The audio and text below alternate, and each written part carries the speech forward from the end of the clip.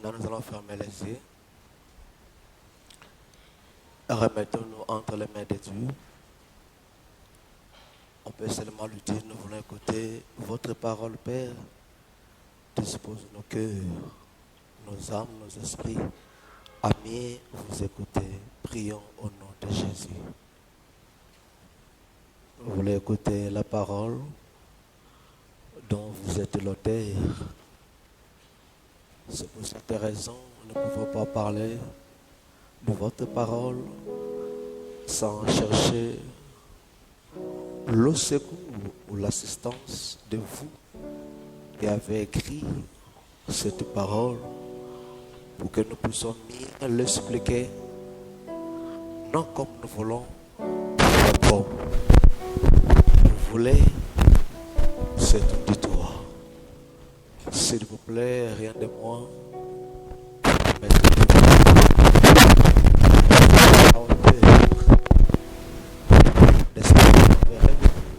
Par rapport à ces thèmes, par rapport à ces textes et par rapport à tout, au nom puissant et glorieux de notre Seigneur Jésus-Christ. Priez et dit merci Seigneur Jésus. Merci Seigneur Jésus. Amen. Amen. On acclame l'éternel Dieu. On On acclame l'éternel Dieu. Amen. Amen. Je vous en prie au nom de Jésus-Christ, prenez vos Bibles, nous voulons lire la parole.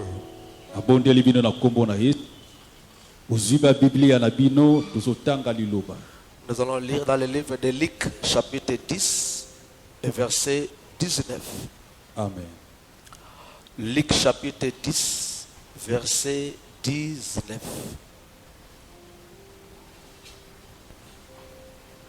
Amen.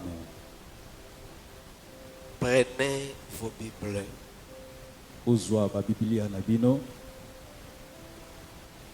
Et faites le nécessaire d'avoir la Bible. Très important. Il est dit ceci. Voici, je vous ai donné le pouvoir de marcher sur le serpent et les escorpions et sur toute la puissance de l'ennemi, et rien ne pourra vous nuire. Ça, c'est une version plus seconde que vous avez parfois. Mais j'ai admiré la version Parole de vie 2000. J'ai admiré la version Parole de vie 2000. Écoutez ce que cette version dit. Écoutez, je vous ai donné le pouvoir de marcher sans danger sur les serpents et les escorpions.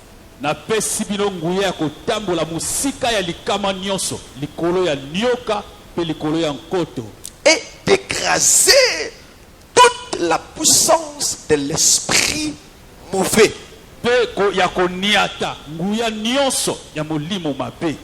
Rien ne pourra vous faire.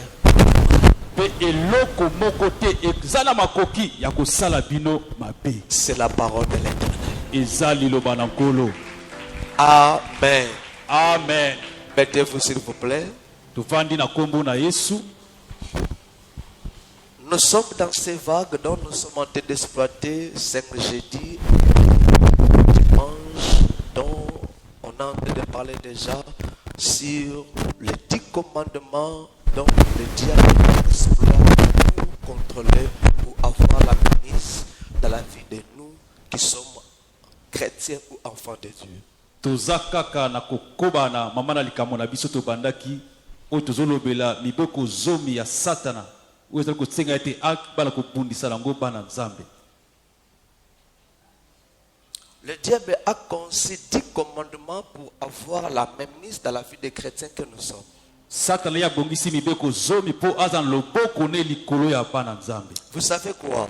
Bino boyebi nini? Ceux qui sont des païens, Bae o baza bapagano, le diable déjà contrôle leur vie. Satana ye akonzaka bomoi na bango. Mais ils ne veulent pas seulement contrôler eux, le païen qu'ils sont. Kasi alingi kaka te kosuka na kokonza oyo eza bomoi na Il bango. veut aussi avoir la même mise dans la vie de nous qui avons reçu la grâce de recevoir Jésus comme chef et sauveur. Yalingi pete loboko ne yango yezala pe likolo na biso bae oto yamba Yesu lokola nkolo pe mopikisi na Voilà biso. la raison de ces 10 commandements qu'il avait conçus. Tala tina ya mibeko zomi oyo ya bongisa. Retenez ceci. Bokanga yango. Le diable est sur la terre pour voler, détruire et tuer. Satana ye azwami ana mokili pona koyiba, koboma pe kobebisa. Il peut seulement voler et tuer, détruire dans la vie de ceux qui n'ont pas Christ ou ils ont Christ, mais dont ne respectent pas le principe dont Jésus leur avait donné. Kasi ya koyeka koyiba, koboma pe kobebisa, bomo ya baye oyo. Ta bayamba Yesu kasi bazo tambola te na lolenge oyo Nzambe alingi. Communément appelés les hommes charnels. Oyo babengami na bakuba bato oyo batambolaka na nsuni. Voilà pourquoi nous sommes censés de respecter les normes qui nous ont été données par Jésus. Talatina isengeli na biso to tosa zela oyo epesameli biso epai na Yesu. Si nous n'allons pas respecter les normes ou marcher selon la volonté du Seigneur, Soki te to tosi zela to pe kotambola te na mokano ya Yesu, le diable aura la même mise sur nous. Satana ya kozana loboko na ye ya kokonza likolo na Et biso. quand il aura la même mise sur nous, Lokana kozana loboko na ya kokonza likolo na biso, il va exploiter ces 3 verbes akosalela bakombo o misato. que je viens d'énumérer. 3 verbes que je viens d'énumérer. Oyo ngana uti kotangela bino sikoyo.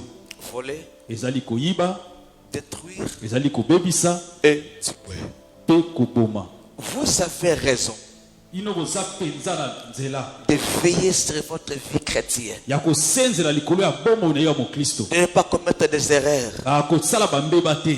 Voilà pourquoi Talatina vous êtes dans l'église. yo za na kati ya eklesia. Vous avez reçu Jésus. Oyambi Yesu. Mais comment le diable est en train de voler, détruire et tuer parfois ce que Dieu a prévu pour vous? Kasi lolenge ni Satana ya zana makoki ya koyiba, koboma pe kobebisa. Oza bapesi. On sous-entend Wana totokanisa ete quelque chose ne marche pas quelque part. ete eloko moko ezotambola lolenge sengeli te. Qui donne l'accès à cet homme qu'on appelle le malin. Oyo topesa nzela oyo babengi moto ya mayele mabe. Voilà pourquoi un homme avait dit dans la Bible, Talatina wana alobaki na Biblia. il rôde. Ye ayi nzengaka yingaka. Il rôde. Aza nzinga nzinga. Cet homme qu'on appelle le malin. Moto wana oyo babengi moto ya mayele mabe. Pour faire quoi? Pona ya sala nini? Pour avoir l'accès dans nos vies. Po azwa nzela na koyiba. Il suffit seulement qu'il trouve une erreur, Ekosenga kaka yo sala meba moko. que nous sommes distraits de rejeter directement.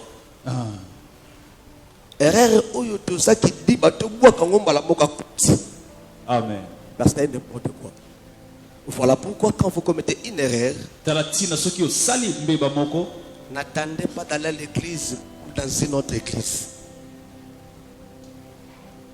Ça c'est l'erreur. amen. Cause la toque une église pour que ne soit pas pardon, lorsque l'église pour ça là. On comprend? Amen. Quand vous reconnaissez directement que vous avez café, il faut rejeter la chose pour que le diable ne puisse pas pénétrer et Nice. détruire. Amen. Amen. Amen. Vous me comprenez, je pense. Voilà pourquoi Talatina nous sommes censés epesameli biso penza de mieux veiller. ya kosenzela malamu. Mieux veiller. Kosenzela malamu. Comme cet homme m'avait dit, Lokola moto oyo alobaki, veillez et priez afin que vous ne tombiez pas dans la tentation. senzela pe bondela po ete yo okweyisama na momekano te. C'était Jésus qui avait dit à ses proches collaborateurs. Ezalaki na Yesu nde alobelaki bayekoli na ye oyo bazalaki pene na ye. Je vous en prie, mes amis dans le Seigneur. nabondeli bino baninga na nga kati na nkolo Vraiment, je vous en prie. nga nabondeli bino mpenza. Ce matin, nous sommes en train d'évoquer déjà le deuxième commandement. Na ntongo leo tozali kolobela oyo ezali mobeko ya mibale Parce que les premières, on avait déjà parlé de ça. oyo ya yambo esi tolobelaki yango. Il ne veut pas que nous prions et gênons. yalingi te biso tobondela mpe tokila. Et le jeudi passé, mpe mokolo ya minei oyo elekaki on a déjà commencé à voir les conséquences d'être dans la présence de Dieu. wana tobandaki kolobela bambano ya kopika na bozalisami na nzambe. C'était fantastique pour ceux qui étaient là. ezalaki mpenza malamu mpona baye oyo bazwamaki wana Fantastique. malamu mpenza. Je n'ai pas pu terminer le texte que j'avais donné. ngai nakokaki kosilisa te matangi oyo napesaki. Et par la grâce de Dieu, je pense on continuera ce texte ce jeudi. na ngolu na nzambe tokokoba soki ekosenga mokolo ya minei oyo ekoya. C'est dans le livre d'Ésaïe, chapitre 58, 11e au 12e verset. Amen. Wazaki na mukanda Esaïe 58, verset 11 tina 12. C'est pas ce qu'on va exploiter ce matin. Amen. Mais allez lire ça. Je pense qu'on va exploiter le verset 12 ce jeudi. Ngala bandi tokokoba na yango mokolo ya minei oyo ekoya. C'était fantastique. Ezalaki penza malamu. Il a tant de bénéfices, tant de conséquences devant la présence de Dieu. Bambano eza penza minene pe mingi na kopika na bozalisami na nzambe. Vous qui n'étiez pas là, bino baye oyo bozwamaki te mokolo yango. si Dieu est conscient de votre absence, les jeux de l'église, gloire à Dieu. Soki nzambe ye asepelaki penza na bozangi na bino na tozongisi matondi epai na ye. Vous étiez absent dont Dieu n'a pas admiré, vous avez commis une erreur. Kasi soki ozalaki te pe nzambe asepelaki te osali penza mbeba. Ce matin on parlera. Na ntongo lelo tokolobela. Le diable blague avec les ignorants des Écritures. Satan ya sakana kana ba o bazangi boyebi. Le diable joue avec les ignorants de la parole. Satan ye asakana kana ba o bazangi boyebi. Si vous êtes ignorant de la parole de Dieu, soki yo zangi boyebi na liloba na nzambe, le diable va jouer avec vous. Satan akusakana na bino. Le preuve en est que vous êtes ignorant de la parole. Wana zo talisa ete uzangi boyebi na liloba. Vous n'avez pas la Bible. Ozakutu na Biblia te. Cela déjà montre que le diable a l'accès de blaguer avec votre vie. La personne qui n'est pas ignorante de la parole de Dieu doit avoir la Bible pour méditer les Écritures régulières afin que le diable ne puisse pas jouer avec sa vie. Vous n'avez pas ça. Mais comment vous devez le méditer? Les Écritures. Ou la méditer. La parole de Dieu. Je vous en prie. Je vous en prie. Si vos téléphones sont ouverts, je vous en prie de fermer ça. Si vous êtes tenté de manger quelque chose, je vous en supplie d'arrêter de faire ça. C'est pas beaucoup mieux. C'est pas beaucoup mieux. Nous sommes devant la personne qui nous donne la vie. Il est plus que notre président. Il est plus que le roi. Tant d'autres personnes qui sont dignités sous les cieux. Je disais ceci. Mes amis dans le Seigneur, il faut avoir la Bible et la méditer régulièrement pour que le diable ne puisse pas jouer avec votre vie. Si vous n'avez pas ça, cela donne déjà l'accès à ce qu'on appelle le malais de détruire. Nous allons voir comment tant d'autres personnes, en étant ignorants de la parole de Dieu, le diable a l'accès. A l'accès. A l'accès de faire n'importe quoi. Ça, c'est le deuxième commandement. Tu as la Bible? C'est la première question. La deuxième? Vous la méditez? yo tangaka yango Je vais ajouter encore la troisième question. nakobakisa susu ya misato. En faisant appel à un homme qu'on appelle Josué, mais pas Josué Makengoma, mais Josué fils de Nun. wana kotanga kombo ya moto babengi Josué makengo te mais Josué mwana ya Nun. Il avait dit ceci. Ye alobaki boye Je cite. betise Je cite. natangi maloba na ye Que cette Bible ete buku oyo ne s'éloigne pas de ta bouche. ekende mosika te ya monoko na yo. Médite-la jour et nuit Tangaka yango moi pe butu pour agir fidèlement selon tout ça. mpona kosala na bosembo nyonso na kolandisama oyo ekomama. Je vois maintenant la troisième question. wana sikona zoki na mutu na misato Vous avez la Bible? yo oza na bibilia Vous la méditez? yo otangaka yango Est-ce que vous mettiez en pratique ce que la Bible vous dit? otiaka mpe na misala oyo biblia ezoloba na yo. C'est la raison que j'ai évoqué Josué. yango ntina oyo nga natangi lisolo ya Josue. Il faut que vous mettiez en pratique la parole de Dieu. esengeli yo otia na misala liloba na nzambe. Si soki vous faites ainsi, ozosala bongo le diable ne blaguera jamais avec vous. satana kotikala kosakana ata mokolo moko te. J'ai bien dit jamais. nalobi ata mokolo moko te. Je pèse mieux mes mots. natoloba malamu Jamais. ata mokolo moko te. Vous avez la Bible? oza na bibilia Vous la méditez. ozotanga yango Vous mettez sa parole en pratique. mpe ozotia makomi wana na Le misala. diable ne blaguera jamais avec votre vie. satana ya kotikala kosakana ata mokolo moko te na bomoi na bino. Si aujourd'hui vous plairez, soki lelo oza na kolela les choses ne marchent pas. makambo ezotambola te, Vous subissez des blocages, cales, ainsi de suite. ozokangama bisika mpe epai mosusu Parce que ezali mpo ete vous ne mettiez pas en pratique sa parole. otiaka te na misala liloba.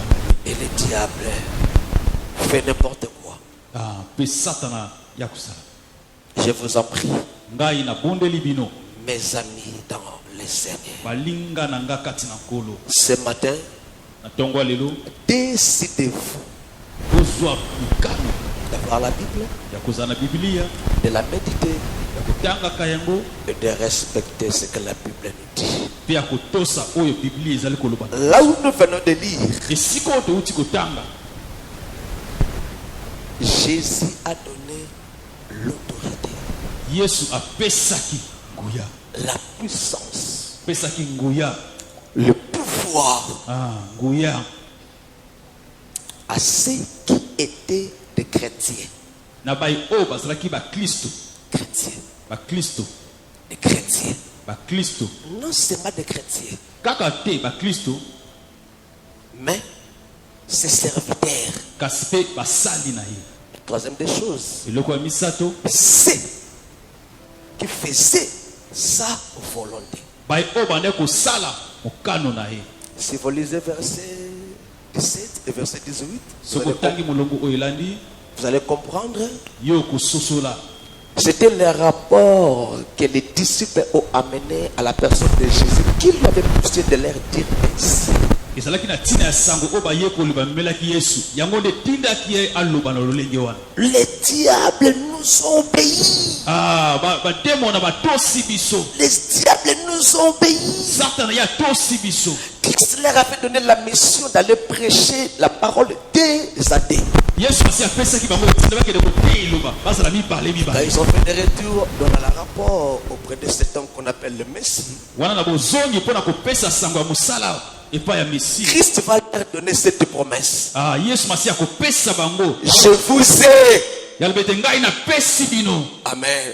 Amen. On peut faire aussi allusion dans le livre de Matthieu, tokoki kolandisa yango mpe na mokanda ya Matthieu. chapitre 28, verset 18, Amen. Matthieu 28, 18 qui dit ceci. oyo elobi boye Jésus s'approcha d'eux et leur dit, yesu apusani pene na bango mpe alobi na bango tout pouvoir m'a été donné au ciel et sur la terre. nguya nyonso epesameli ngai na likolo mpe na se, Et je vous le confère, mpe ngai nakopesi bino. cette pouvoir, eza nguya wana, cette puissance, makasi wana makoki cette wana autorité, kibokonzi wana nous avons la puissance, toza na nguya nous avons l'autorité, toza na kibokonzi nous avons le pouvoir. toza na mpifo Le diable ne peut faire absolument rien dans votre vie. satana akoki kosala te eloko moko te Mais na comment bomoi na il bino. fait n'importe quoi? kasi lolenge na osala Mais makambo pourquoi ya il mingi. bloque beaucoup de choses? azokanga makambo Parce qu'il ebele a l'accès dans votre vie. aza na nzela na bomoi na Votre autorité n'est pas effective. elosala lisusu te Il blague. Amen. amen Christ m'a confié l'autorité. yesu masi apesanga nguya Je suis censé te l'exploiter. esengeli mpo na ngai nasalela yango Mais comment expliquer moi que Christ avait confié l'autorité? Le diable joue avec ma vie. lolenge leko kolimbola ete nsima yesu apesa yo kibokonzi kasi satana ye azosakana na bomoi na En freinant mes affaires, wana ya kokanga misala na ngai mon mariage, bala na ngai ma maternité, kobota na ngai ma prospérité. bofuluki na ngai Parfois dans mes rêves, ata mosusu mpe na bandoto je vois on me frappe. nazomona bazobeta nga lokutu Et quand je me réveille le matin, okoka kolamuka na ntongo te je sens des malaises. nzoto mabibi Moi qui suis enfant de Dieu. ngai oyo naza mwana nzambe Non, c'est anormal. wana mpenza eza solo C'est anormal. J'ai l'autorité. Vous savez quoi? boyebi nini Par l'autorité que Christ avait, na nguya oyo yesu masi azalaki nango il leur donnait. bali kopesa biso Il leur donnait. abandi kopesa mitindo Et cette autorité, il vous a donné. mpe kibokonzi wana yango nde apesa Il biso m'a donné. apesa ngai yango Nous avons cette autorité. toza na nguya wana Mais kibokonzi wana. pourquoi nous n'appliquons pas ça? kasi mpo na nini Pourquoi nous n'exerçons pas ça? mpo na nini tozosalela yango te Non, nous appliquons ça.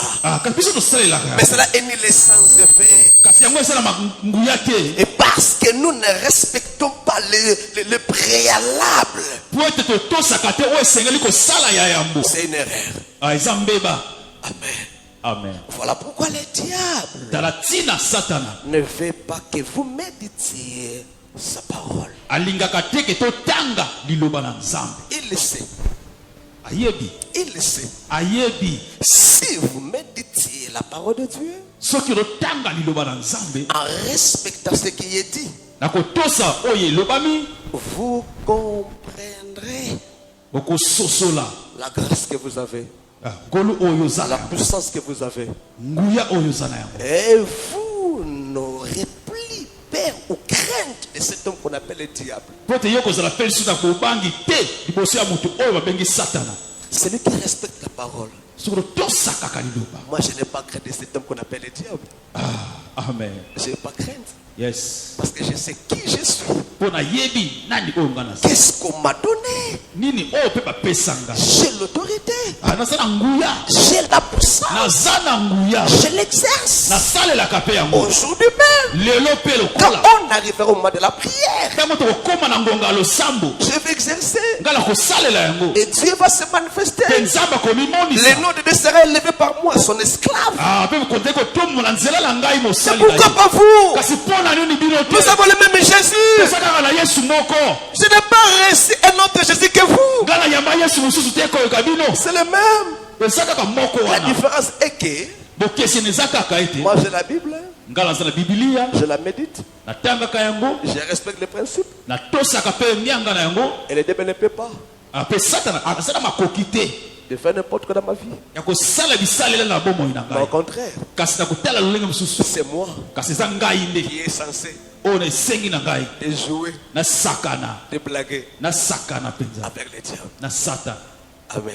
amen Je me souviens un jour, nakanisi lisusu mokolo moko quand j'avais voyagé à l'Équateur pour l'évangélisation, wana nabembukaki na équateur mpo na kopanza sango malamu un jour j'étais en train de prier pour un papa. mokolo moko nazobondela mpo na tata moko J'avais exploité notre essuie-bain.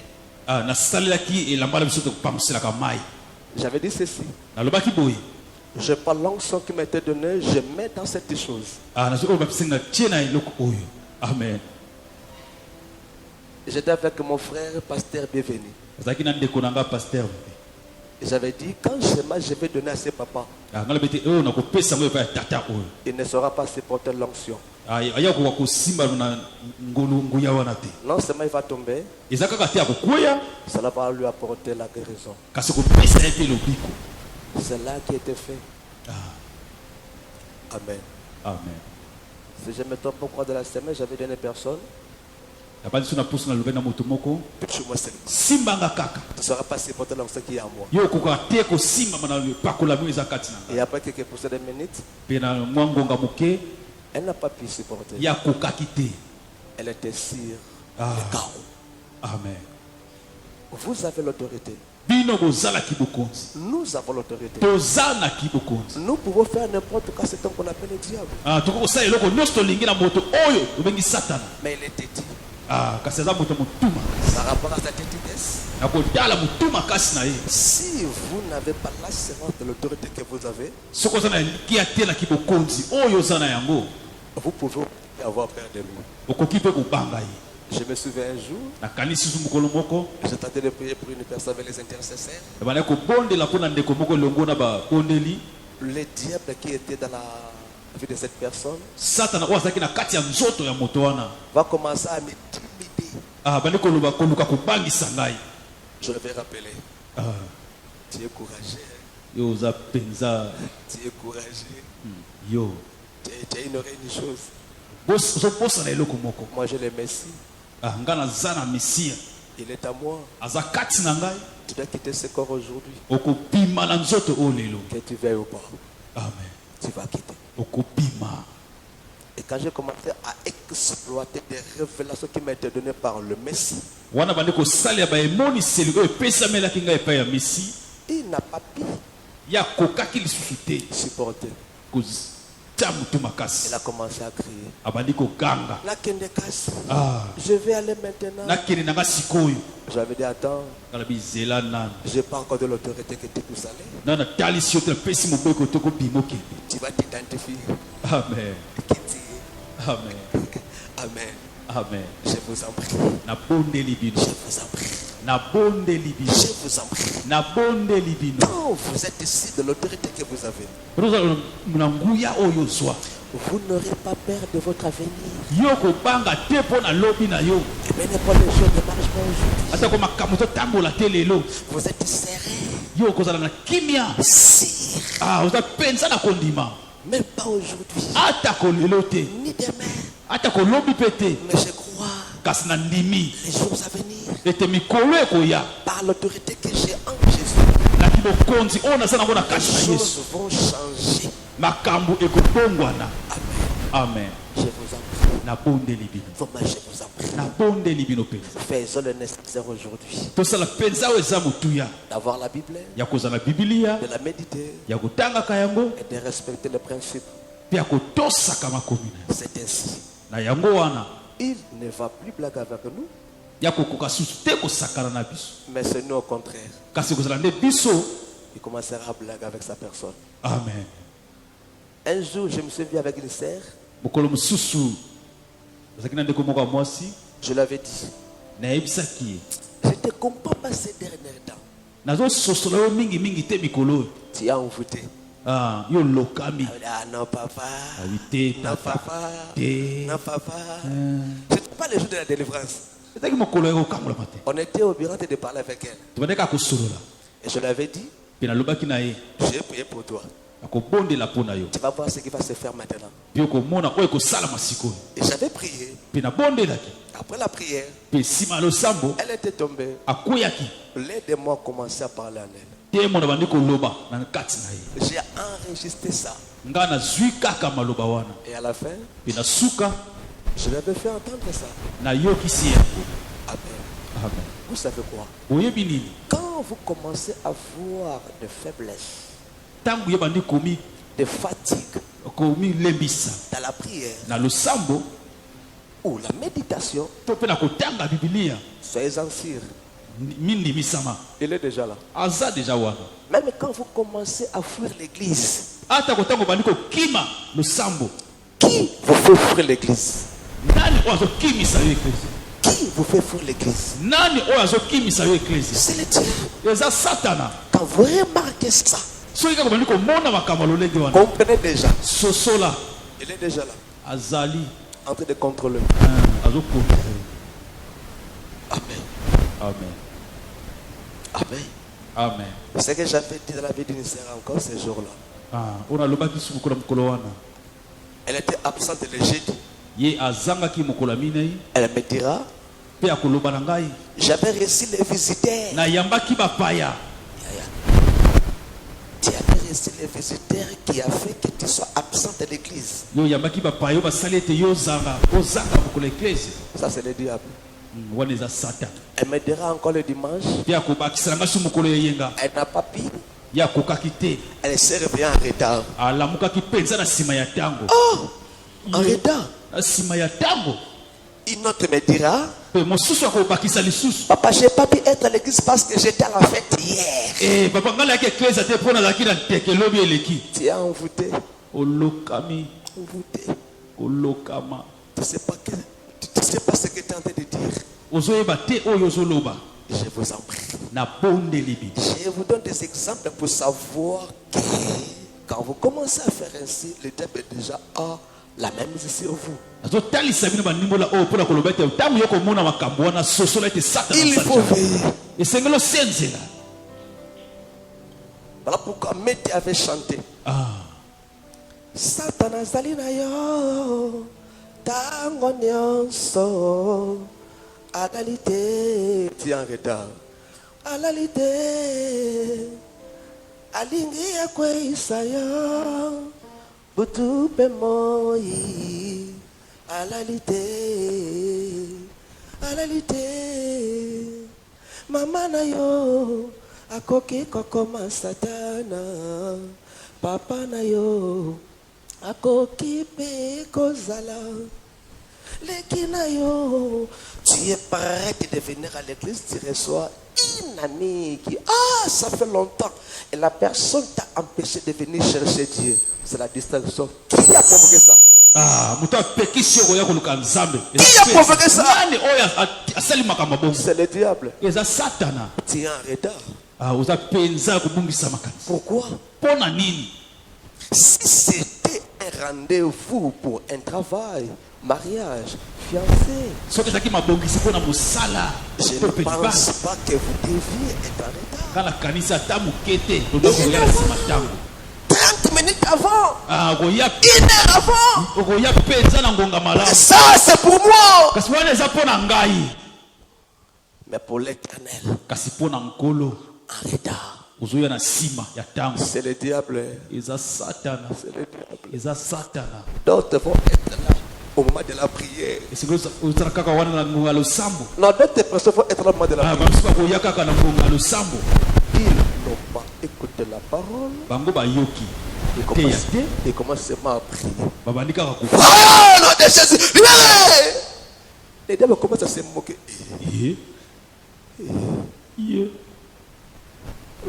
Pour quelle raison? ya tosambela mpo na ntina nini? Il n'a pas écouté la parole. ayoki ata liloba te. Pour mieux prier, mpo na kobondela malamu il faut respecter la prédication. esengeli osalela mateya. La personne n'a pas écouté.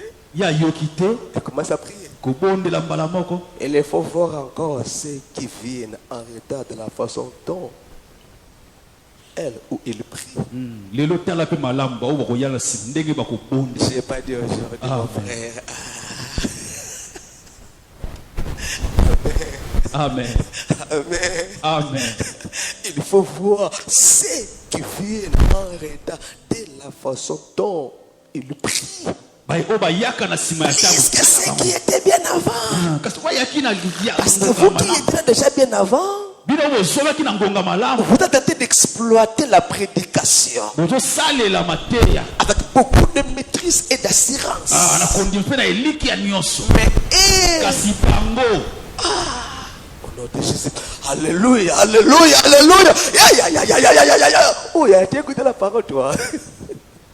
Amen. amen. Je vous en prie. na bondeli biso Changeons, tobongwana changeons, tobongwana changeons, tobongwana changeons. Au tobongwana nom de Jésus Christ. Amen. amen. Avant que je puisse aller très loin par rapport à ces textes, écoutez-moi bien. Ah, Dieu m'a dit quelque chose ce matin. Je vais exploiter 3 chiffres. Il me fera du bien. Aujourd'hui, c'est le combien? C'est le combien? C'est le 7, hein? Amen. Qui croit qu'aujourd'hui c'est le 7? Qui croit qu'aujourd'hui c'est le 7? Merci beaucoup. Vous savez quoi? Le chiffre 7. C'est le chiffre de l'élévation. Amen. Tu peux lire ça dans le livre de Genèse chapitre 41, 1 à 6. Chiffre 7. Chiffre de l'élévation. Là, nous faisons maintenant appel à Joseph qui avait expliqué ou interprété les songes reçus par les pharaons. Cette vache, Batonda, cette Bakonda, après l'interprétation de ces songes, il avait resté quoi? Il avait reçu quoi? Je déclare aujourd'hui. Je déclare aujourd'hui. Comme c'est le 7. Nous sommes devant la face de l'Éternel Dieu. Quand Joseph avait expliqué les songes reçus par Pharaon, Dieu lui avait élevé. Je déclare aujourd'hui, c'est ton élévation. Quelqu'un ne comprend pas. On m'a dit de vous dire ça ce matin. Il m'a dit de vous dire ça ce matin. Comme il avait exploité les sons de Pharaon, Dieu l'avait élevé. Aujourd'hui, Dieu va t'élever. Au nom de Jésus. Une chose qui vient de monter au fond de mon cœur maintenant. Le jeudi, j'avais dit. Quand nous venons à l'église, nous venons où? Qui m'avait saisi? Qui m'avait saisi? Quand nous venons à l'église, nous venons où?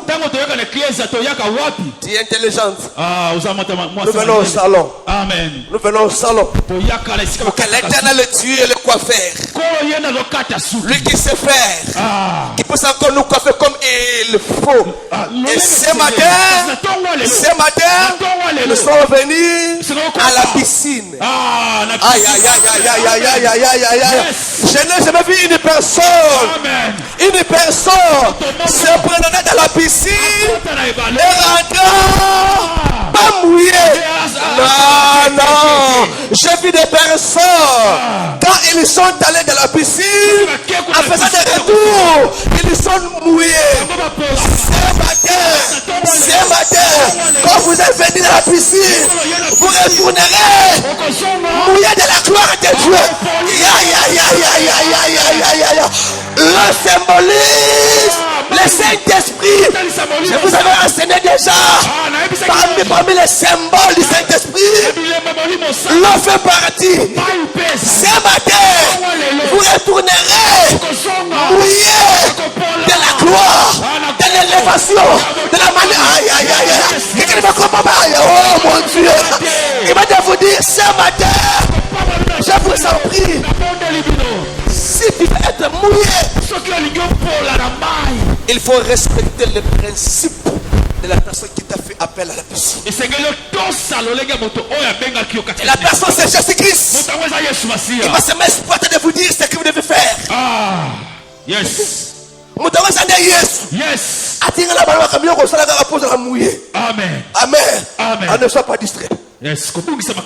Amen. Amen. Je vous en prie.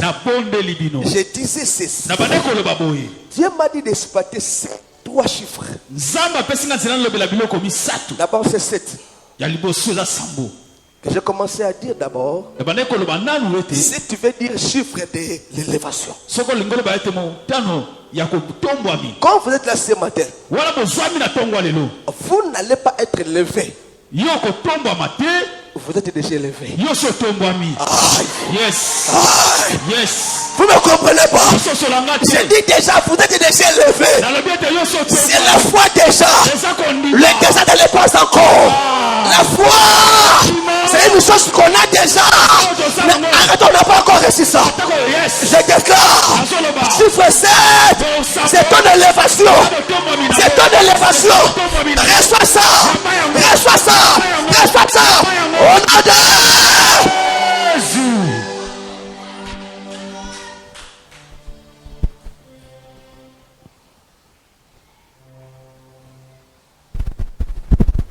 Deuxième explication de ce chiffre 7. Limbola ya mibale. Amen. Amen. Chiffre de la résurrection. Et ça, on a dit c'est quoi? Des Rois chapitre 4 verset 35. Amen. Amen. Amen. Nous voyons la Synamite Tozomona mwasi oya sinamite. qui ne mettait pas au monde. Ah, yabande kogota te. Donc elle a commencé à faire du bien à l'homme de Dieu, à Wana la bali ko personne sala d'Élisée. na moto na nzambe Élisée. Élisée était touché par rapport à sa bienveillance. Élisée ya simba makina ko bona ko sala Un jour, molamo il ya va mwasi. demander à son serviteur, Pe asolola ki yango na mosali na ye. mais qu'est-ce qu'on devait encore faire pour elle? Kasi nini otoko ko sala siko pona ye? Et son serviteur va lui dire, Mosali ya ko loba na ye. elle n'a pas d'enfant. Azana mwana te. Élisée Pe Élisée lui avait donné l'enfant. apesaki ye mwana. Quelque temps après, Mikolo eleki l'enfant était mort. mwana wana akufaki. Et pour lui ressusciter, Pona kosekwisa. le chiffre 7 intervient. Ah, mokano ne ya sambo ezwaki ma. La Bible déclare, Yes, Bible ezoloba. l'enfant atténué cette fois. Amen. Amen. Amen. Et après c'était la résurrection. Yes, yango ne Ce liseko. matin je déclare, aïe aïe aïe aïe aïe, c'est votre résurrection. Eza liseko na yo. Quelles sont les choses mortes en vous? Donc sur le kamoko matina katna. Quelles sont les choses mortes en vous? Makamoni ne kufa na katna. Iloko nene kufa na vie na yo. Libale kufa, mosale kufa, santé kufa, promotion kufa, progrès kufa. Ce matin, c'est la résurrection. Aïe aïe aïe aïe aïe aïe aïe aïe. Je dis, ce matin, c'est la résurrection. Eza liseko. Vous savez quoi? Boyebi nini? Ce que je vous dis, On a solobela bino. Dieu m'a donné ça avant-hier. Nzambe pesaki nga lobi eleki. Quand j'ai commencé à méditer ça, Wana bandi kotanga likolo na yango. je suis allé jusqu'à 4 h du matin en méditant la parole. Wana na to kende kaka to tanga makomi na Jusqu'à nzambe. 4 h du matin. Kino na 4 heures. Amen. Amen. Dans ce que je vous dis, ce sont des révélations. On a zoloba eza ba emoniseli. Vous me savez mieux, non? Bino boyebi nga Je ne malamu. dis pas n'importe quoi. Analobaka kaka pamba Quand te. je dis, Soki na lobi lika. cela vient de l'intérieur de Dieu. Ah. Alors il faut saisir l'opportunité. Esekali siko osimba Il faut libaku. saisir l'occasion. Simba libaku. Je déclare, Na zoloba. ce matin, Na tongo lelo. pour la personne qui croit en Jésus, Pona moto andimelaka et à Yesu. moi son serviteur, Pe ngai mosali na ye. c'est votre résurrection. Yes, zoba lisekwa. J'affirme encore, celui qui croit en Jésus, et à moi son serviteur, des choses mortes ne vont pas ressusciter. Elle commence déjà à te ressusciter maintenant. Aïe aïe aïe aïe aïe aïe aïe aïe. Quelqu'un ne me comprend pas jusque-là. Ne me comprend pas jusque-là. Je déclare, c'est la résurrection de votre mariage, maternité, voyage, promotion. Aïe aïe aïe aïe aïe aïe aïe. Au nom de Jésus. La troisième des choses par rapport à ce chiffre 7, chiffre de la purification. Des Rois chapitre 5 verset 14. Yes. Je vois la personne de Naaman. Yes. Amen. Naman. Naaman. Naman. Donc l'homme de Dieu lui avait dit il faut plonger 7 fois. Moto na nzambe alobaki esengeli ozinda la mai. Ça me pousse à dire ceci, ce que Dieu m'a dit en cachette. Ah, nakoyebisa na oyo nzambe alobaki na ngai na sekele. Ça me pousse à dire ce que Dieu m'avait dit en privé. Ah, oyo alobelaki na ngai pembeni. Ce matin, Tongo lelo. ce matin, ce matin, c'est la purification de la malédiction de votre femme. Aïe, aïe, aïe, aïe, aïe, aïe, aïe, aïe, aïe, aïe, aïe. Oh, si vous étiez maudit. Ah, soki ozala mobondo. Et vous n'allez pas mettre au monde. Ah, yo kobota Vous n'aurez pas l'explosion dans vos affaires. makambo komata te kofongama te. C'est la purification. Ah, C'est la purification. Yes, amen. C'est la purification. C'est la purification. L'éternel Dieu est en train de vous purifier déjà. Des malédictions familières. Aïe, aïe, aïe, aïe, aïe, aïe, aïe. Au nom de... Et pour terminer, en travers ce chiffre 7. Chiffre 7. Yes. Chiffre 7. Amen. Chiffre 7. Chiffre de la conquête. Amen. Amen. Amen. Conquête. Yes. Alléluia. Tu peux dans le livre de Josué, chapitre 6, Josué. Amen. verset 4 à 5. Amen. Josué avait l'ordre de cet sacrificateur Josué azaki mitindo qui devait porter cette trompette. Amen. Le 7e jour. Pe mokolo ya sambo. Il faut faire encore cette tour de la ville. Yes. Aïe, aïe, aïe, aïe, aïe, aïe, aïe, aïe. Je dis à quelqu'un ce matin, c'est la conquête. Ah, Je t'avais dit, c'est mon fils. Je t'avais dit. Amen. Quand j'exploite quelque chose, j'ai reçu la révélation. Je ne fais pas des choses sentimentalement Yes. pour suivre une personne. Mais quand je fais des choses, j'écoute mon maître. Mon Dieu. Tu comprends encore là où on était encore à Boumou? Amen. Amen. J'ai dit ceci. Tu sais quoi la conquête? C'est la victoire. Amen. Amen. C'est la victoire. Ce matin, les textes que nous venons encore d'exploiter, dis quoi? Les textes que nous venons d'exploiter, dis quoi? Dis quoi? Qui peut me dire ces textes? Oh, à peine même. Je vous ai donné l'autorité de marcher sur les serpents et les scorpions. Tout puissant de l'ennemi. Rien ne pourra. Qui a donné ça? Qui a fait donner la puissance à Josué pour conquérir Jéricho? Qui t'a confié l'autorité aujourd'hui? Tu vas conquérir quoi? Quelqu'un ne comprend pas. Ce matin, je déclare. Vous avez déjà la puissance, l'autorité, le pouvoir pour gagner des combats. Pour gagner des combats de votre vie. Gagner le combat de votre mariage, maternité. C'est que vous désirez dans le diable retenu. Aujourd'hui, c'est la conquête. Oh, j'annonce à quelqu'un, c'est la conquête. Vous ne combattez pas seul. La puissance de Dieu est en vous. Donc la victoire est certaine. Et certaine. Et certaine. Reçois ça. Reçois ça. Reçois ça. Au nom de Jésus. Amen. Amen. C'est la victoire. Nous avons la puissance de Jésus. Amen. Amen. Amen. Amen. Si hier tu étais bâti, si si hier tu étais gagné, tu tu étais ignorante de la gloire qui règne en toi. étais Tu étais ignorant de la puissance qui siège en toi. Aujourd'hui, en état conscient de la gloire qui est en vous, au moment de la prière, vous prierez jusqu'à tel point le diable va dire pardon. Souvenez-vous encore de la victoire que Dieu avait confiée à Josué pour conquérir Jéricho. Amen. Aujourd'hui, il faut demander pardon. Il faut demander pardon. Il faut demander pardon. Même s'il faut demander pardon, tu auras le bitin. Ah, yes. Tu sais le bitin? Et puis bitin. Bitin eza eloko noso bazwaka soko kebitumana munguna. Amen. Obotole biloko noso odepouye. Na mbongo aussi. Na bilamba aussi. Na bamdaku aussi. Biloko noso aussi. Le loto kosa biloko. Na oesa ya yote koso. Ce sont les bitins. Même dans ces choses ne t'appartenaient pas. Que ne t'avait volé.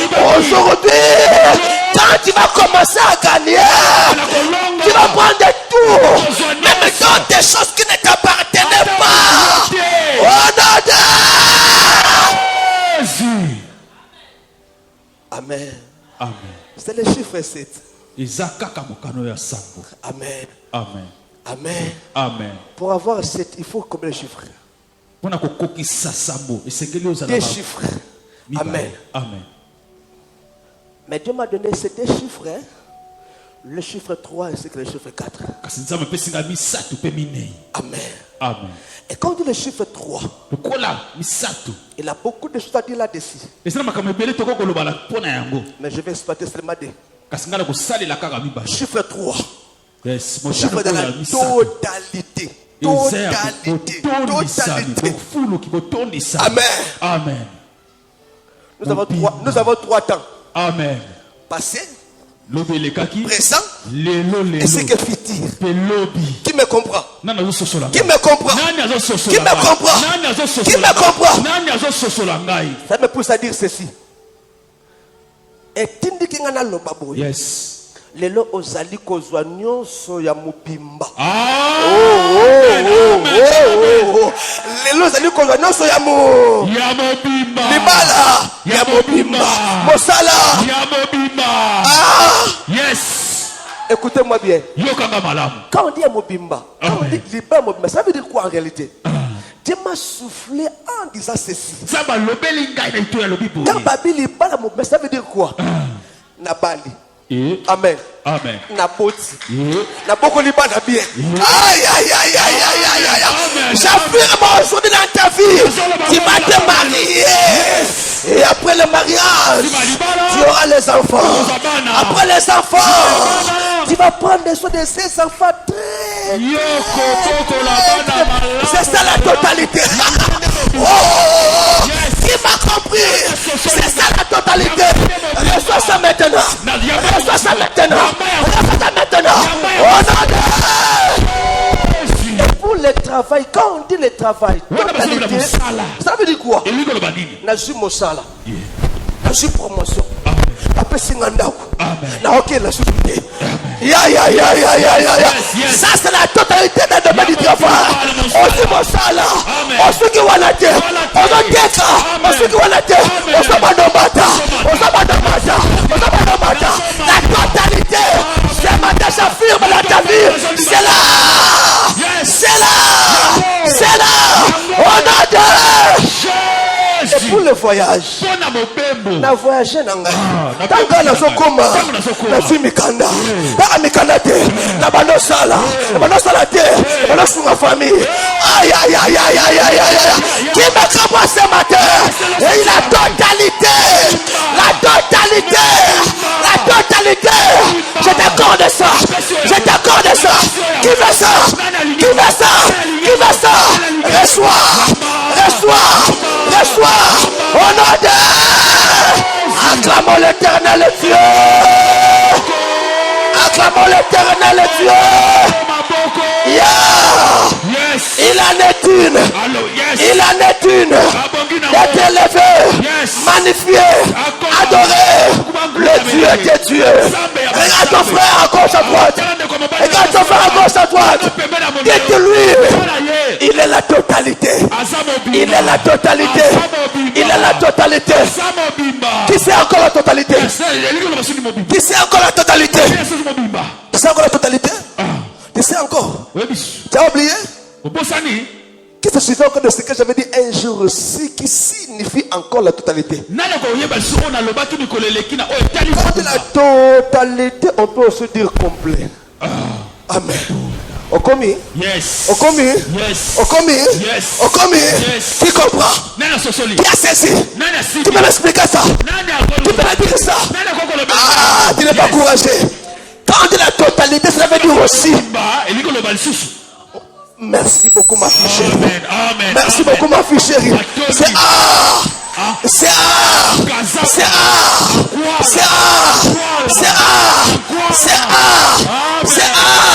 c'est un costume.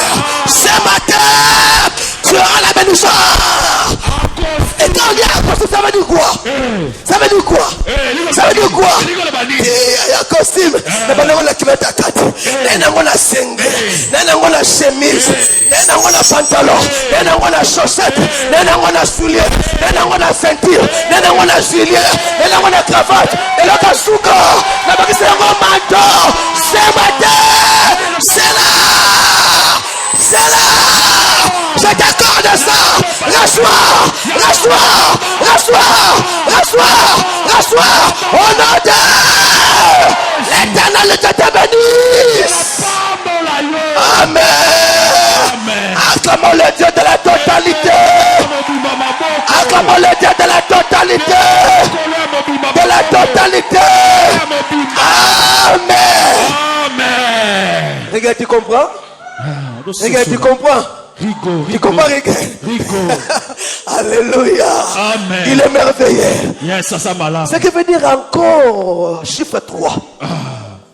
C'est le chiffre de l'accomplissement. L'accomplissement. Yes. Jésus avait dit quand il était encore vivant. Yes. Je mourrai. Mais après 3 jours, yes. Je ressusciterai.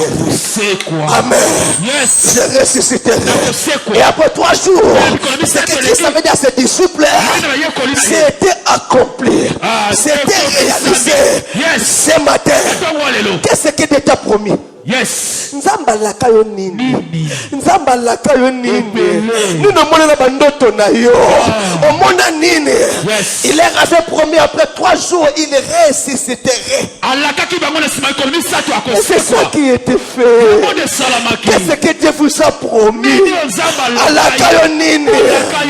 Mais pour ça te dire ceci, dans ma langue maternelle, nyonso nzambe alakayo. Lelo ezali kisama ya tout ce que t'as promis, tout ce que t'as fait promis, tout ce que tu es sans t'a promis, c'est un passé proche. C'est un passé proche. Enfin demain, après demain, je dis encore, tout ce que Dieu t'a promis, je sais pas l'année, je t'assire, je vous assire, aujourd'hui c'est l'accomplissement. Aujourd'hui c'est l'accomplissement. Qui croit à ça? La personne qui croit ne croit pas à moi, mais à la personne qui m'a donné ses paroles. Comme tu crois à lui, reçois ça maintenant. Reçois ça maintenant. Je dis maintenant. Et au nom de... Et ça pour le mariage. Reçois le mariage. Voyage. Reçois le voyage. La maternité. Aïe. Oh. Quelqu'un ne comprend pas. Ce que Dieu t'a fait. Ce que Dieu t'a promis. Ce matin. Je suis au nom de Jésus. Reçois ça. Au nom de Jésus. Dis à ton frère, Dieu est merveilleux. Ajoute encore, il est merveilleux. Tu peux terminer en lui disant, il mérite d'être élevé. Troisième chiffre de ce matin. Amen. C'est chiffre 4. Amen. Chiffre 4. Il a beaucoup encore à dire ici. Mais je me limiterai à une signification seulement. Chiffre 4. Symbole du monde. Yes. Amen. Amen. Symbole du monde. Amen. Amen. Symbole du monde. Nous avons 4 coins cardinaux. Amen. Amen. Amen. Nord. Tu peux ajouter? Tu peux continuer? Et terminer? Amen. Amen. Ça veut dire quoi? Au comité. Amen.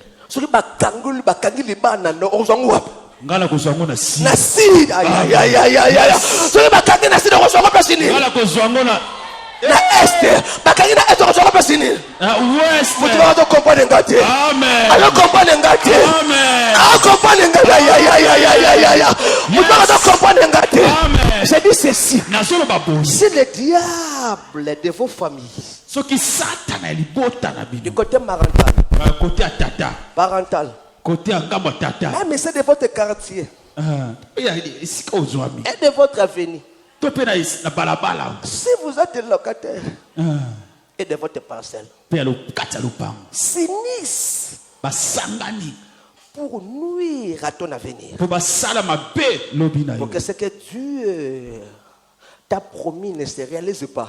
Peut-être oyo nzamba laka yo ekokisama te. Parfois, Tango mosusu ils vont bloquer bakokanga du côté nord. ngambo oya Tu vas to. sortir où? Yoko bima wapi? Sud. Na sud. Yes. Si d'autres personnes bloquent encore sud, tu vas sortir où? Est. Amen. S'ils bloquent encore est, tu vas sortir où? Ça veut dire quoi? S'ils vont bloquer les quatre côtés. Ata ko bakangi biteli minei wa. Amen. Amen. C'est comme si eux aussi auront des difficultés de bouger. Amen. Amen. Naebisi moto moko. Yes. Si bakangi au côté nyos, ba ba kobonga te. Ba kobala aïe. Bakobala pete, bakovaje pete, bakosala pete, bakobota pete panini, bakangi kote nyonso. Bakazwati kote bakobola kote moko. Elongo lakisa, sanyo bakobonga te. Aïe. Sanyo bakolia te, sanyo bakomela te. Foka kayo zala, bandi komela, bandi kolia, bandi kovaje, bandi kobala, bandi kosomba. Ozabota pamba. Mibeta maboko yoboko. Aïe.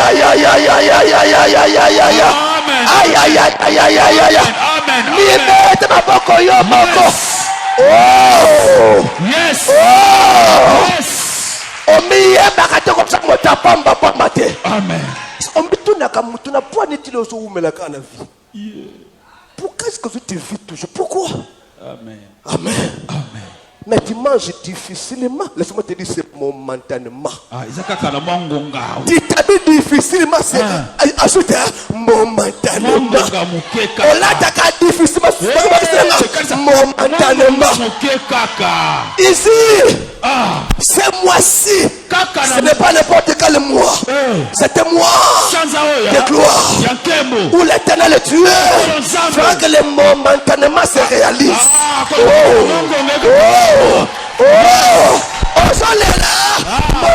Momentanément. Momentanément. Et ça passe. Momentanément. Momentanément. Momentanément. Ça veut dire quoi? Tu ne mourras jamais sans voir tout ça. Aïe. Oh, coucou Faté. C'est biloko wana te. Nazolaka yo. Okokufa te. C'est biloko wana no te. Okokufa na yo. Mais j'aurai tout ça. Aïe. Quelqu'un ne comprend pas ce matin. On ne comprend pas te. Ya. Je dis à quelqu'un. Okokufa na yo. Tu mourras. Je le sais. C'est certain. Avant de mourir, tu seras rassasié.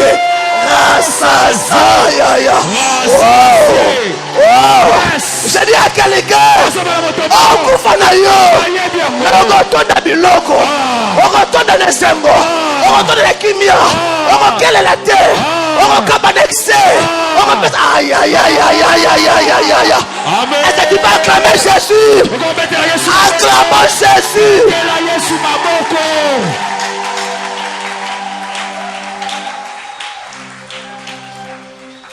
Amen.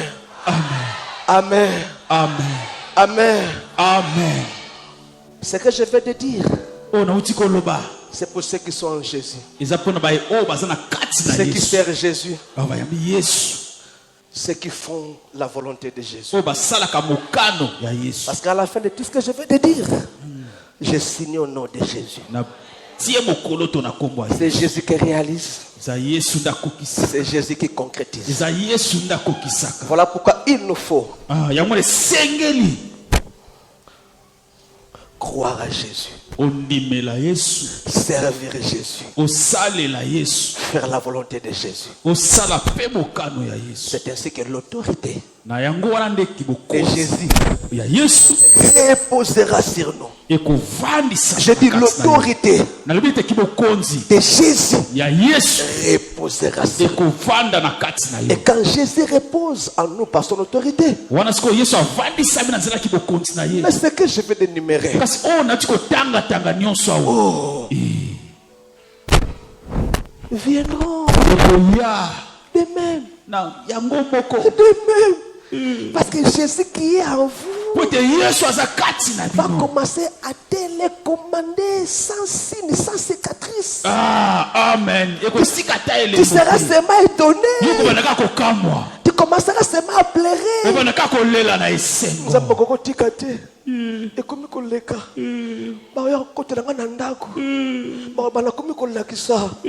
Laisse-moi te dire ceci. tikanga nalobela yo boye, Ma Bible me dit, biblia nanga ezoloba boye, quand il bénit, ntango ya pambolaka, quand il élève, ya batombolaka, quand il élève, ntango atombolaka, peu importe les combats, atako peu bitumba, importe les ennemis, atako il sera là pour combattre à ta place. kobunda na esika na Pour yo, combattre à ta place. kobunda na esika na yo. Laisse-moi te dire, quand il élève, n'ayez pas peur de tes combats. Il n'élève pas seulement, il est aidé de la totalité. Il sait quand il est là, les combats vont venir. Il sera là pour combattre à ta place. Afin que le diable ne peut pas l'autorité sur toi. Qui m'a saisi, qui m'a compris, qui peut acclamer Jésus. Oh! Est-ce que tu peux acclamer Jésus? Tu peux acclamer Jésus. Ce matin, ce que je vous demande seulement, de donner vos vies à Jésus. Ça, c'est la première des choses. Secondo, de lui servir. Troisième des choses, de faire sa volonté. Ne faites pas ta volonté. Je vous en prie. Le diable a l'accès. Il le font n'importe quoi lui avec ses acolytes. Parce que nous n'avons pas eu la grâce de faire la volonté de notre papa. Je vous en prie. Il faut se décider aujourd'hui. Se décider aujourd'hui. Et pour clore, il a beaucoup des avantages. Quand vous méditez la parole de Dieu.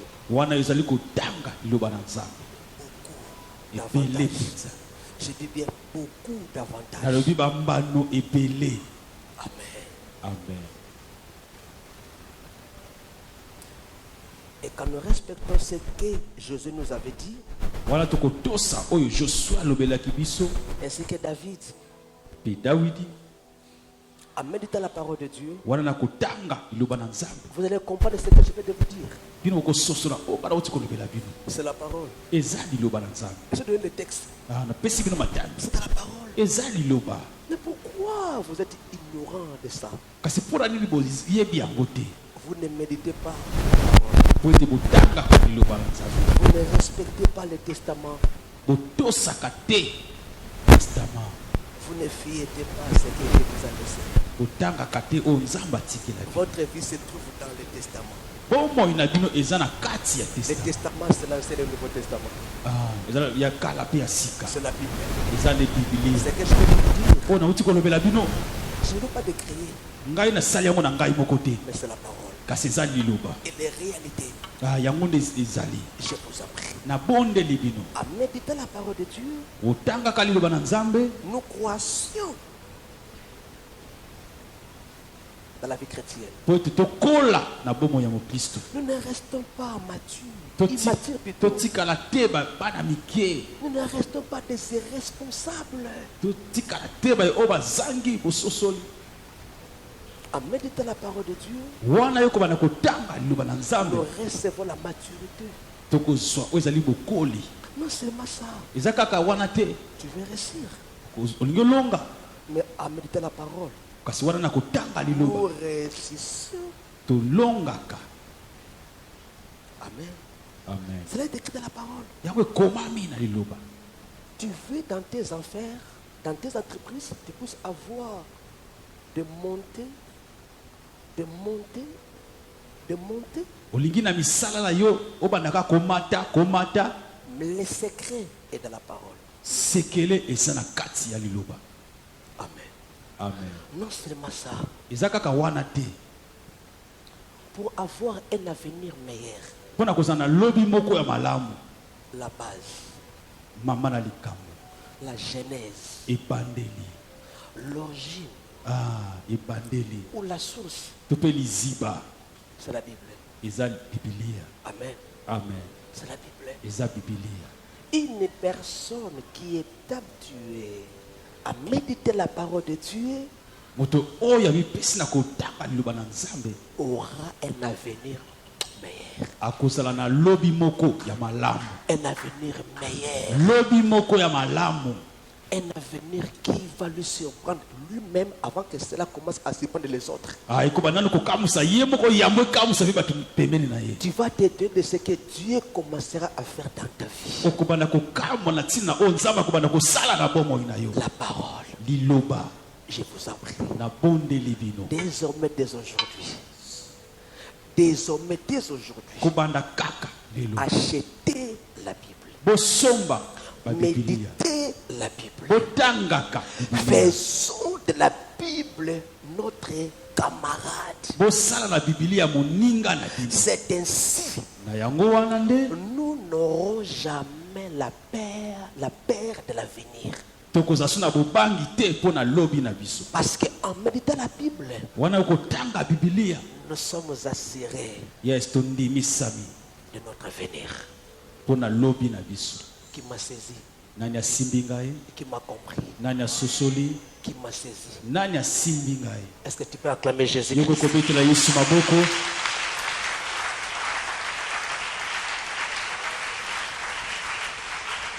Les yeux fermés. misu na biso tokangi. Sokoza anano yamba Yesu te na bondelio. Telema. Nano yamba Yesu te. Vous n'avez pas encore reçu Jésus comme chef et sauveur, je vous en prie, levez-vous. Je vais vous aider à avoir l'accès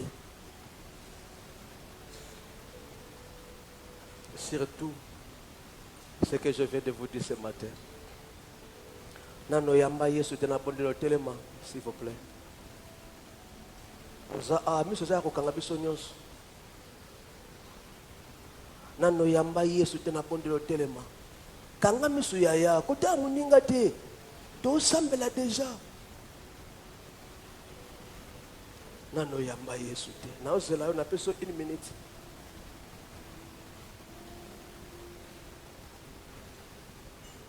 Nano yamba Yesu te.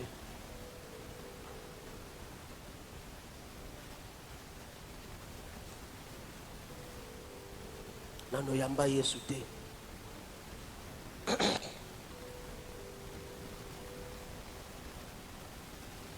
Nananga la prière. Nkolo Yesu. Nayo ki maloba na yo. Na sosoli. Kozali banda na bino. Avenir ezade. Pour nous en avenir. Vous allez kata vie na ngai. Yango na bengi bino. Bokota na bomo na ngai. Botambusa ngai. Au nom de Jésus-Christ. Na epona sunga yo. Na solo telema. Osa makambo yo moko to tuna tata nzambe te. Na yepona yo. Na yepona yo. Na yepona yo. Na yepona yo. Makam osra oto na nzambe tete na yo ba suka ya c'est pour ton intérêt. Intérêt na yo. Ko tala muninga te. Ko kipe muni eza vie na yo. C'est ta vie à toi. Omibi makam osala. Mambe simba kaka tu sais que tu simbité. Mbale pe simbité. Mais ça peut simbité pour on sa volonté ya yo. O tu na nzambe te. Na bonde liyo telema yaya. Telema.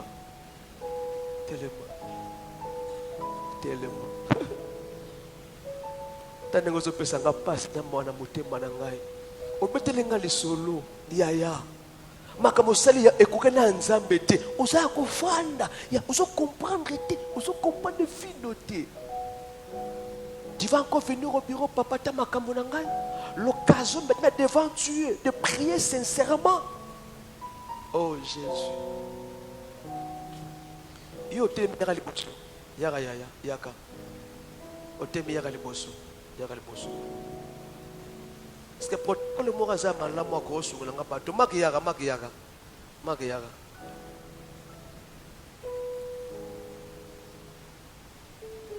Makambo salo tout na nzambe te. E simba te tambate ke liboso. Yaka na liboso yaya. Yaka na yo. Opesi nga pasi. Pantela nga bango boy. Baka bwana bana simba. Baka bwana bana kiti. Bango ba pusa liboso maka. Siko panza bango siko boy.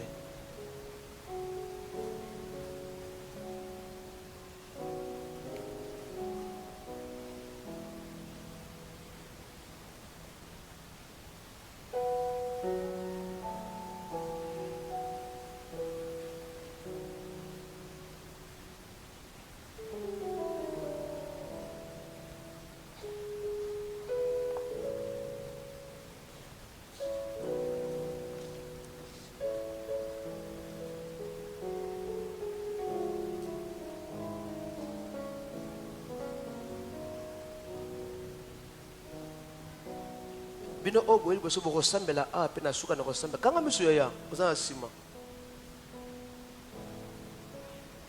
Merci na acte posé. C'est là pour ce que Dieu va vous faire du bien. Na sambela pona bino. Na badeso obozwi. Mais ce ko bo sambela bisa ka tata nzambe. Na lingi na sela yo. Ndenge na lingete. Mais ndengo lingi.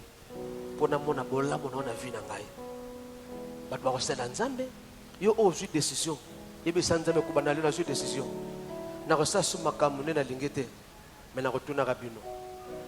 To sambeli oto tali boso sambela. Kolo yoka lo sambo na bango. Kolo yoka bango, je vous en prie. Kolo yoka bango. S'il vous plaît yoka bango. S'il vous plaît yoka bango. Quand je vais encore prier pour eux, oh Dieu, au Kitalankem, au se manifester de jamais vu, comme on est comme ça, au nom puissant de Jésus-Christ.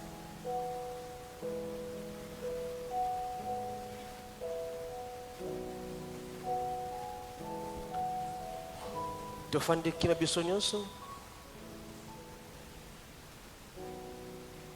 wana simasiko telema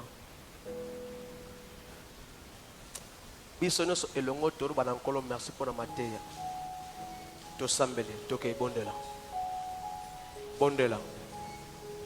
bandro banankolo merci pour na mateya sambela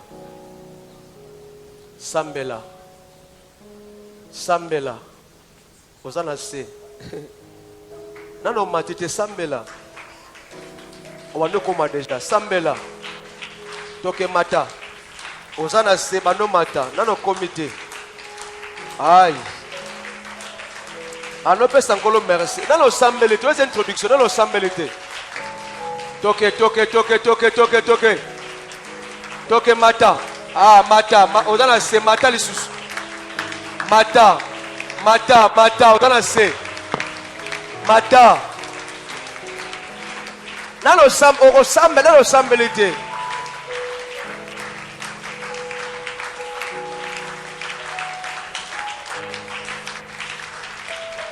yoka olongo sambele pa na nzambe ebisa nzambe na lingi na sambela na ko sambela malamu ngai moko te tondisanga na nguya na bino pona sambela malamu lelo ngam na ko blage na satana ya ko blage na ngate o sambela maboko zo beta pe matali kolo toke isiko Mata. Owana se mata. Mata. Ozala se.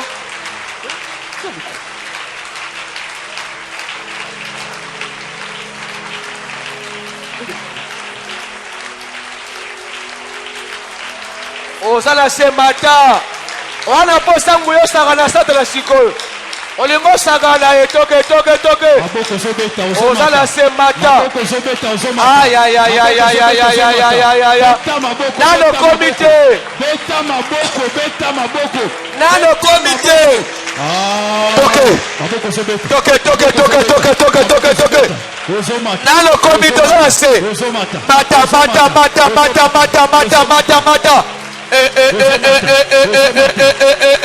Dans le comité. Maboko sobet. Oh non. Yoka ngai. Talanga siko talangai. To sambela nzambe te poto da concentrer makasi. To temela satana. Kamarada yo. Ndeko na yo, mningo na yo. O samba na bulembu yeba yango na prière. Ndenge yo ko sambela ndenge pe ko sakana yo. Asakana kana osiko lungo sakana yo. O senga ngwengo ne mwana ono tonzanga. Amen. Nazobondela yo. Iyo nanga na makasi na biso ko tema satana te. Funzamba tonisa kate biso. Amona siko posa ozala ngopana ye. Yango na bondela yo. Mata siko niveau yaya. Yebi sanzambe nzambe tonisa kana ngono po siko na ina sala nguyo pesanga. To sema mawanguya te. Olingo siko sala ngo osaka na satana. Osamba ndengwa na te. Maboko zobeta. Ebitata nzambe lelo bunzambe la tangali toke. Mata.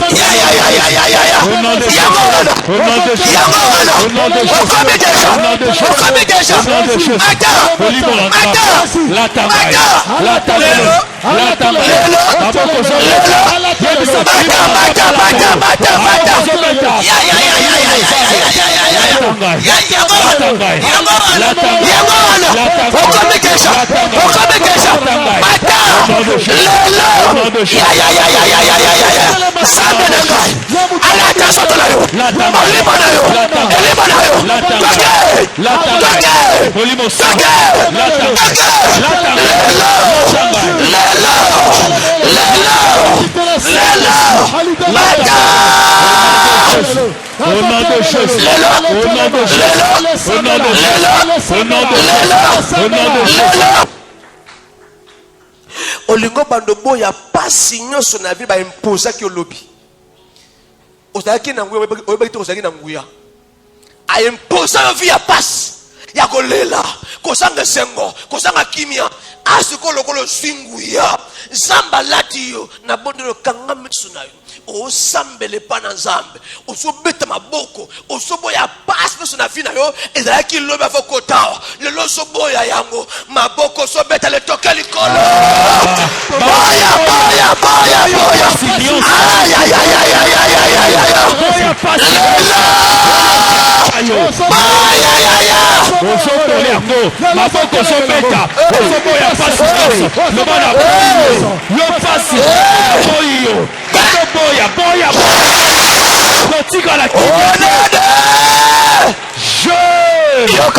Yoka. Oh la précise. Tanga pasi yango. otanga pasi yango soki mosala soki libala soki mabota soki kolia soki kolata soki komela otanga kobanda lelo pasa musala na fina ngesili ya boye esili otanga obeta maboko ale toka yango wana c'est la passe à musala libala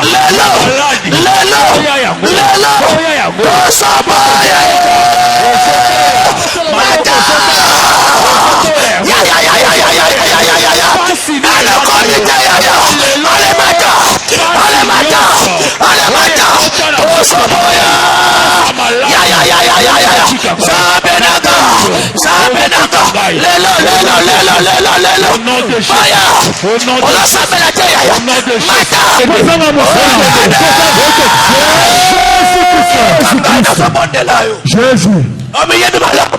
Nalingo sambela bien. Ozo pesa nga pasine ozo sambela ozo komiye bate. Obengani yango ozo ba pasi wana. Tanga kombo na yango ekende libela. Bakese yango etikala suko zonga tambu komoko na vi na yo te. Azobondela yo sambela matali kolo. Nazobondela yo sambela ekende libela tanga kombo. Ezonga lisusu na vi na yo te.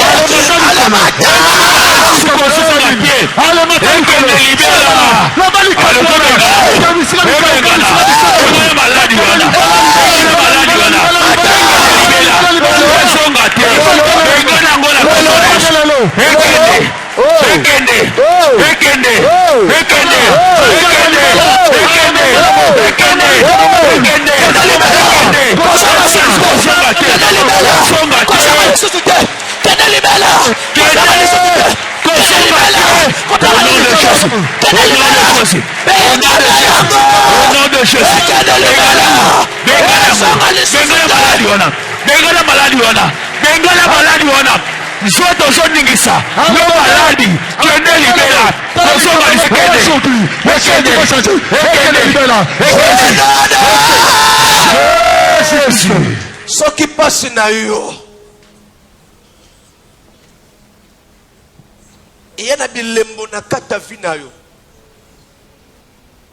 baniyetikile okonyeteka na kata vina yo yango ezalaka libanda te yaka na efa na kata am batia elemo na kati ozobela moto leo tokabwa libela moto kota na nzoto na yo na molimo na yo na limo na yo ezikisa source origine genèse moboko ya souffrance na yo epela Belisa yango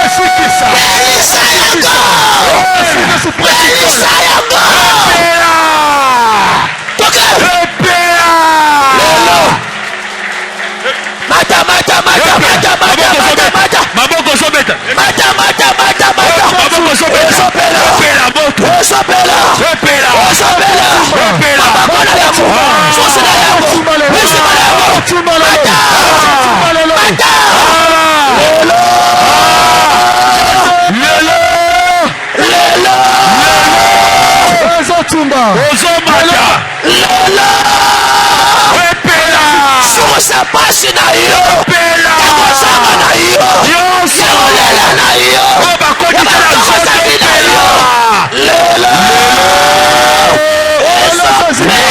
esobeba lelo asaliawa lelo esobeba asaliawa lelo esobeba asaliawa lelo esobeba asaliawa ekipe na koza 17 Jésus koza 10 kanga misu yaya Jésus koza 17 Jésus lelo esopela Jésus etika nzoto na yo Jésus etika molimo na yo etika limo na yo okokosiporte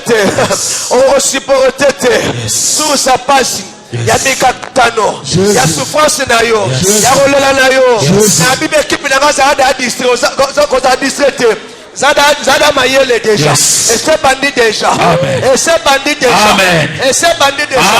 oza distraite okosambeli biye na autorité kola pesi yo elo makambo ezosila déjà changer ala bazokota déjà osala eso banda esaki déjà yo eza élévation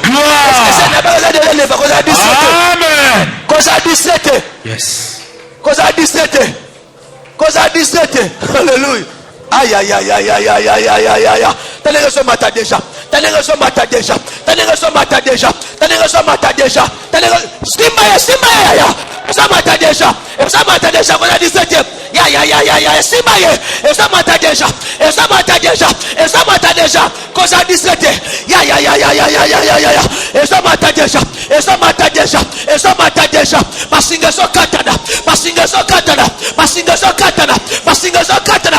Masinga so katana. Na moto. Na moto. Na moto. Na moto. Eso katana. Eso katana. Eso katana. Cause à 17e ya na sabonde na yo. Na sepeli kolo. Na sepeli kolo. Ya. Cause à 17e. Eso katana. Eso katana. Eso katana. Eso katana. Masinga so katana. Masinga so katana. Masinga so katana. Cause à 17e. Na sepeli kolo. Ya. So sa pasi na yo. Ya maladi na yo. Ya rozanga na yo. Ya nyoso na yo. Lelo. Eso katana. Lelo so katana. Il est là. Kotana. Boipe kongala. Sukana ya ngone. Lelo. Oh makilele. Lelo. Yangwazali se papa. Alléluia. Aloya tomo. Ebani. Ezalina ya Yesu nanga. Ebani déjà reçu pour Atabutu ekume. Inatongo kotana. Ah, ça me n'engaille. Boipe kongala. Lelo. Sukana ya ngone diano. Oyo makilele biye. Yangwazali se papa. Aïe. Balaba ya momo. Ezalina yo Yesu nanga. Ça commence à monter. Bongo na yo Yanga inakota saka Etina mino yo nzambe Yango ngai nakosalela Sika nakotambola Ngai naganga kosola yo Betele ya lukumu Ezali yo Yesu ngai Il est là. Sika nakotambola Ngai naganga komona yo Betele ya lukumu Ezali yo Yesu nanga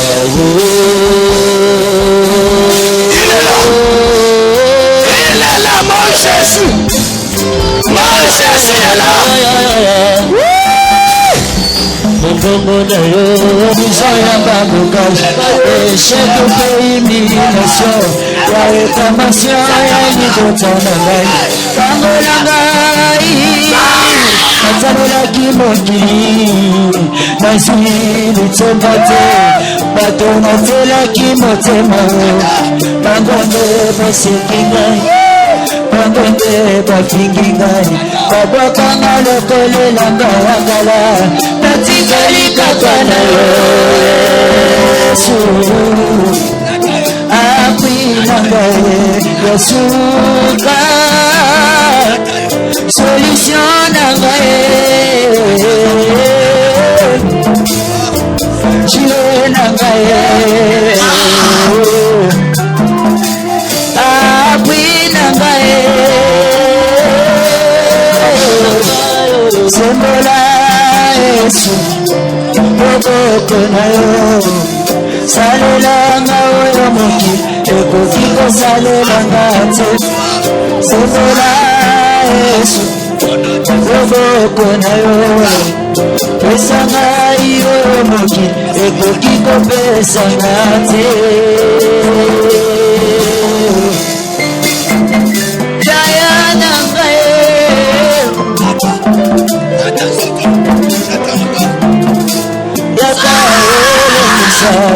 Motimo ya ngai elobi yakayo sindisanga makoto ya ngai shiro yakayo kangolanga bombeko ya eala na ngai yakayo embisanga makoto ya ngai maloro na boyi kozela na boyi kokwea nalingi lelo na tonga oyo ngai Macho batanga Kubibinisanga moloko Ya bichumba nanga Nandimo Yesu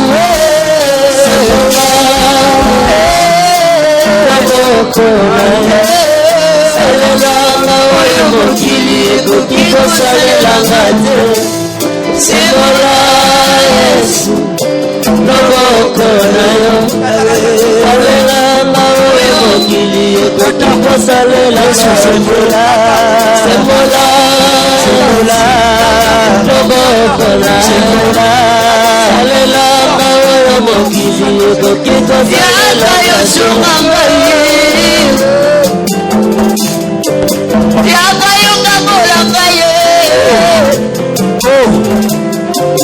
Yaka yubibi sa ye. Ale bibi ya pasi yo. Bia bisubu yo. Alingi ngape. Sheke baby. Si les sapes, si les aïe. Bangolanga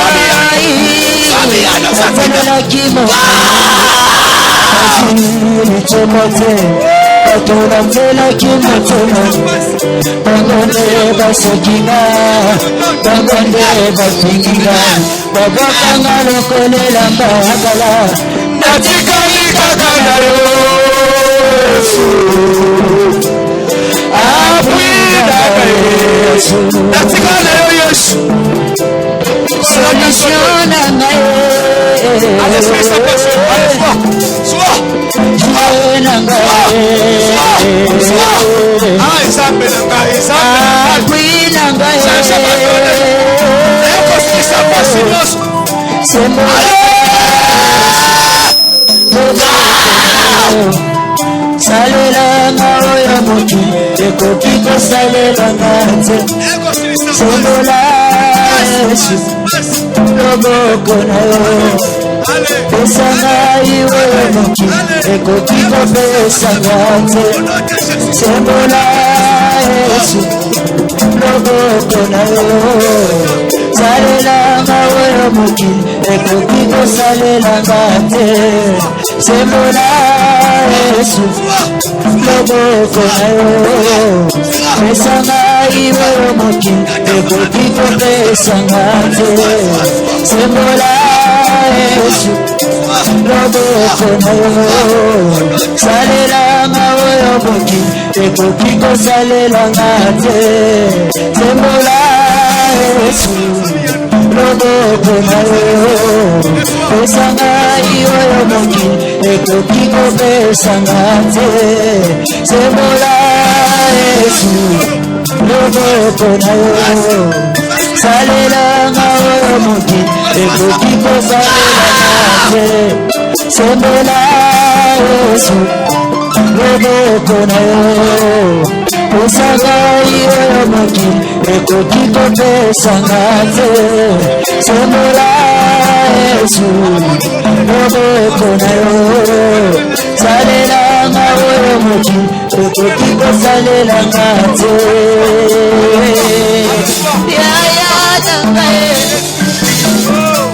Yaka olembisa kutimo ya ngai olembie.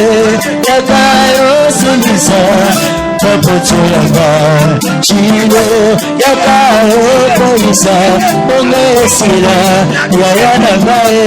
Yaka okaisa ngai papoto yanga kaloyo na ngai kopeya nalingile mona toba oya ngai isae.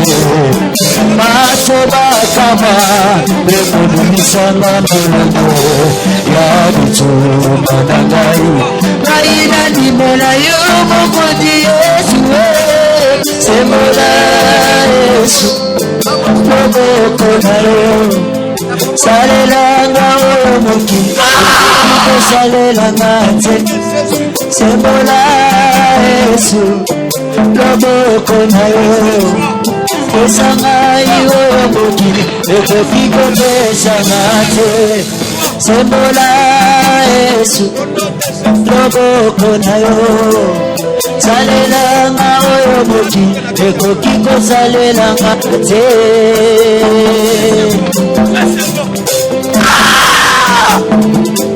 Nayebi yo kosali, nayebi yo ndesukisa. Naloba na te likambo suka na ezela.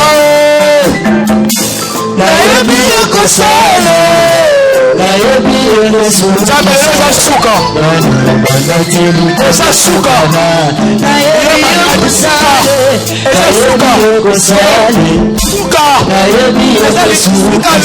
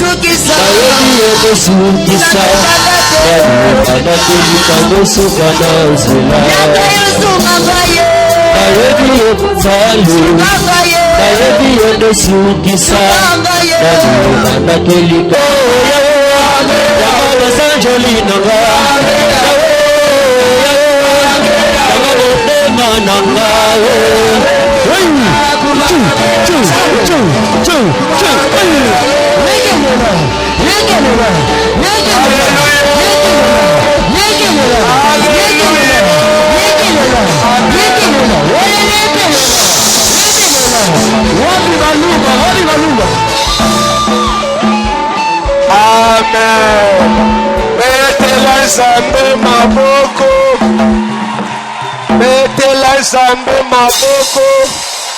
Amen.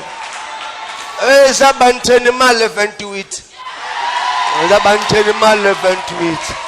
Bonga mara nabisi moto no sataki mitambelelo awo. Nabi nabisi moto no sataki mitambelelo awo. Nesika oyo. Nengo so baso mana elevation na yo. Nabi kaka nengo so baso mana elevation. Nalobi moto no sataki itambe nesika lelo n'église kaka nengo so bima wa lelo oso bima n'elevation na yo nengo so bima lelo bututu nyonso akozanga kima kozanga esengo etikali ayokeli kobonga nyonso onone na binengo so bima oso gagner oso longi oso kwesi bango oso buki bango oso songa na esengo na yo na kimia na yo na biloko nyonso ya yo onone kaka ndenge oza kosonga ya mobimba na bilibala mobimba mabala ya mobimba esengo ya mobimba bafere ya mobimba kimia ya mobimba na ye koyeba na vi ya moto moko nyonso nzambe alakaki yo talaka yo ndenge ozokende ezolata nzoto na yo molimo na yo elimo na yo eza musala elati yo eza bana balati yo eza voyage elati yo eza promotion elati yo onone na lobi soki droite. Bakangi na droite, okema liboso. Bakangi liboso, okema na sima. Soki bakangi yo koto nyonso, bango mpe bakangami. Kobonga na bango eza epa na yo. Tabi kobonga bango eza epa na yo. Oza muta malunga. Wana biloko ya Nzambe. Okokufa babola te. Okotonda mikolo na se ya moi. Pe esengo. Kende mona pola Nzambe. Oya kutelemela yo accéléré. Batelemelaka oya asale loko Nzambe te. Batelemelaka mai te. Nabi oza mai. Mutako kanga yo aluke erosion. Aya. Nabi oza mai. Mutako kanga yo aluke erosion. Na fi na ye. Mwasi na ye. Bana na ye. Limota na ye. Oh non Dieu. Oui.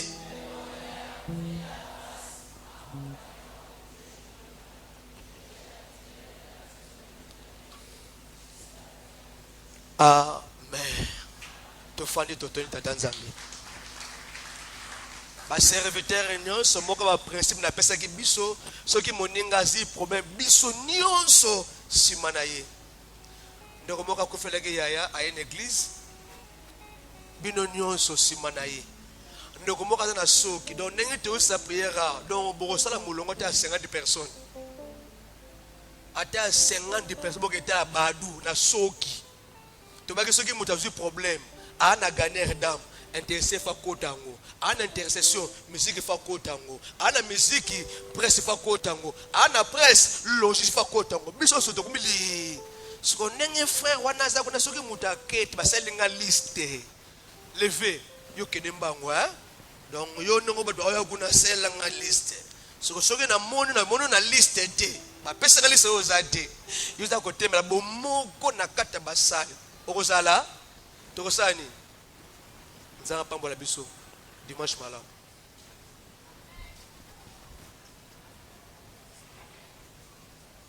Musique beta nzembo te protocole.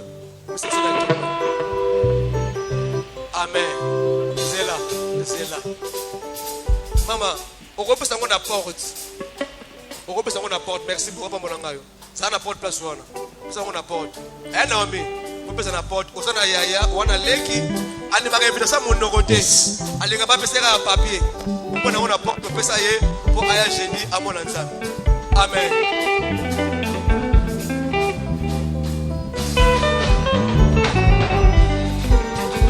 Bonzima kape Yesu Nzambe bonzima kape asana bomoi bonzima kape abikisaka asosale za komonana otika tembe kape Yesu Nzambe asanzambe kape asana bomoi kape abikisaka asosale za komonana okamwisaka ngai banzambe nyonso ya se Affermissement tikala. bamba basala nanu Affermissement tikala. bomoi nzambe nangai otika nzambe azanda bomoi abotama na 23 komonzombe soyo elekela bapatience mpe ya médecin kombo na Yesu nyonso eza sans effet